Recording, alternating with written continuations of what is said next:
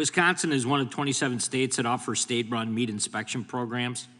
And as of 2013, participants in the cooperative interstate shipment program was over the top. We're very supportive of our small meat processors in Wisconsin.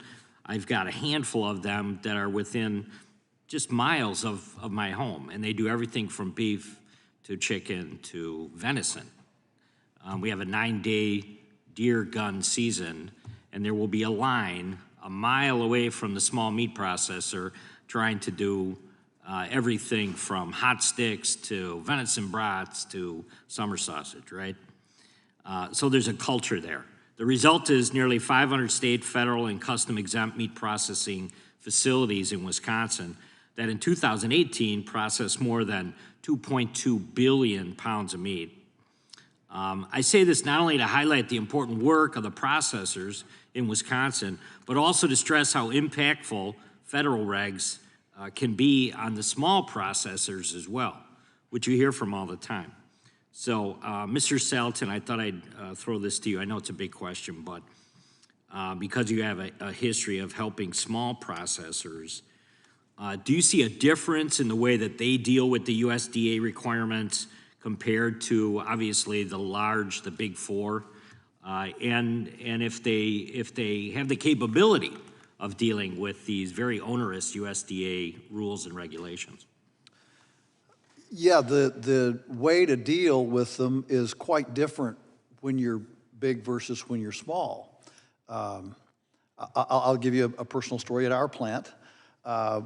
We had our kill floor guy retired, and so the second guy moved up, first day on the job, first day for a brand new inspector. Remember, when you're a small plant, you get the newbies. And so we had a new inspector, a lady, and she'd been told, look, you're entering a man's world, you better make sure that so she'd been read the riot act by her superiors. She comes in first day on the job, new kill floor manager. Most of the inspectors, they kind of stand back and just kind of watch the kill floor, watch the room, then they're gonna grab through the guts a little bit. And, but she was hovering right over the shoulder, okay, almost like playing piggyback with the guy. He was nervous, first day in charge of the kill floor. He misses the pig. If you've ever heard a missed pig with the captive bolt, if you ever heard a wounded pig, it's not fun. And so he's shaking, he puts the second thing in, hits it, and the pig goes down. She then goes in and writes us up for a felony level animal abuse charge, closes the plant for a week. There's no appeal, there's no nothing. We finally got back open, so we couldn't pay our employees, we couldn't serve our customers, people didn't eat, all right, we get back open.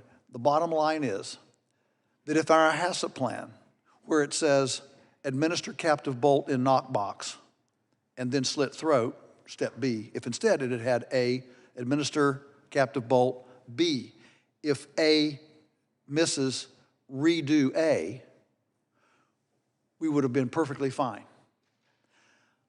But as Ms. Baumann said, we don't have the capability, we don't have the money to go to all the trade shows and the industry where the big guys sit around and play golf and drink and wine and dine each other, telling them how to game the system.